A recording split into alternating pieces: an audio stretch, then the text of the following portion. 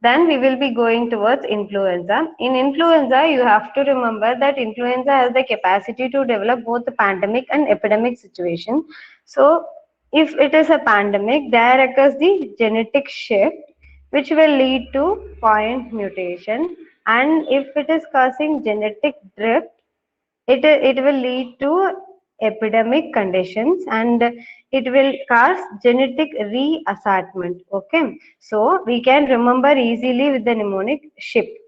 SIPE, that is genetic shift is causing pandemic, that is point mutation, and drift is causing epidemic, that is genetic reassortment. So the most common and causes of all pandemic is type A. So what are all the types of influenza virus A? That is H1N1, which causes swine flu, H5N1, that is bird flu, and H7N9, that causes epidemic of bird flu in China in 2013. Then elution. Elution is specifically we can see in case of influenza virus. This is nothing other than detachment of virus from the cell surface resisting heme agglutination. So whenever the question is having elution, we have to go for influenza virus. So next comes diphtheria. Diphtheria is also called as Klebsiella bacillus. It is a gram-positive bacillus. It is clutch shaped. It is club shaped. Sorry, there is some spelling mistake. And cuneiforms. And this diphtheria bacteria is having metachromatic granules composed of polymetaphosphate, which is also called as Baber's Ernst polar granules. And diphtheria is a toxemia, and it will never cause bacteremia. And the most common source of infection in diphtheria is carriers. So in case of carriers, nasal carriers are more dangerous than the throat carriers. So among diphtheria, most common type of diphtheria is partial diphtheria. And this pseudomembranous pharyngitis is the most common presentation we can see in case of diphtheria, which we had studied in our materia medica also. So what will happen in the pseudomembranous pharyngitis? There will be grayish white wash leather membrane over the tonsils. Okay, then along with this we can see bull neck appearance. So the question would be, what is the reason for bull neck?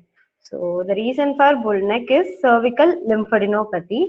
And the most commonly asked question in diphtheria is regarding Schick test, whether they will ask where we can use Schick test, or and they will ask what we are doing with the Schick test, matlab what we are finding with the Schick test. So the answer is susceptibility to diphtheria. Now we are not, though we are not using the Schick test now, these two things are most important MCQ, like where we are using Schick test and what is the need, like for finding what condition we are doing this Schick test, that is susceptibility to diphtheria. Okay.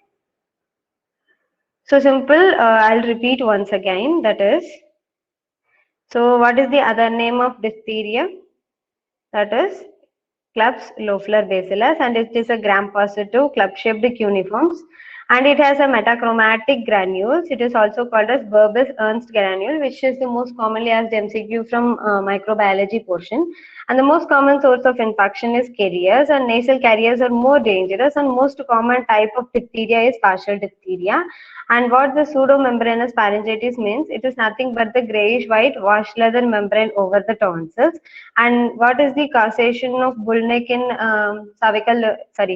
causation of bull neck in diphtheria? It is cervical lymphadenopathy. And what about Schick test? Schick test is an intradermal test, and it is used for finding the susceptibility to diphtheria. Okay. So next we will be going to pertussis. Pertussis is caused by Bordetella pertussis. It is a gram-negative aerobic coccobacillus. मतलब carcass is मतलब brown shaped and bacillus is rod shaped. So it is a mixed feature, which is coccobacillus, and it is also pertussis is also called as 100-day cough. And in case of culture, the appearance would be like thumbprint appearance, or bisected tears, or mercury drops, or aluminium paint appearance. These things are important from microbiology point of view. Okay.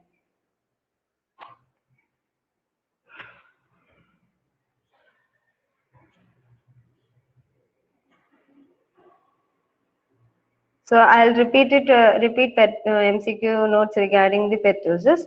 It is nothing but pertussis is caused by Bordetella pertussis, and it is a gram-negative and aerobic coccobacillus. It is also called as 100-day cough, and in case of culture appearance, there will be thumbprint appearance or bisected peels or mercury drops or aluminium paint appearance. Okay. So now we will be going to meningococcal meningitis.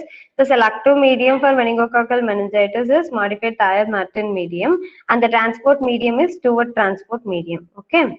So here, lipo-oligosaccharide endotoxin will be released from the meningococcus, and which results in the fulminant meningococcemia. So we know about this condition, that is Waterhouse-Friderichsen syndrome.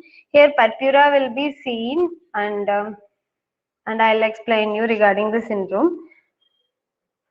So, in Waterhouse-Friderichsen syndrome, it is also called as fulminant meningococcemia or purpura fulminans. And here we can see disseminated intravascular coagulation, rash, and adrenal failure due to adrenal infraction. Okay. So, this is called as Waterhouse-Friderichsen syndrome. It is caused by meningococcal meningitis.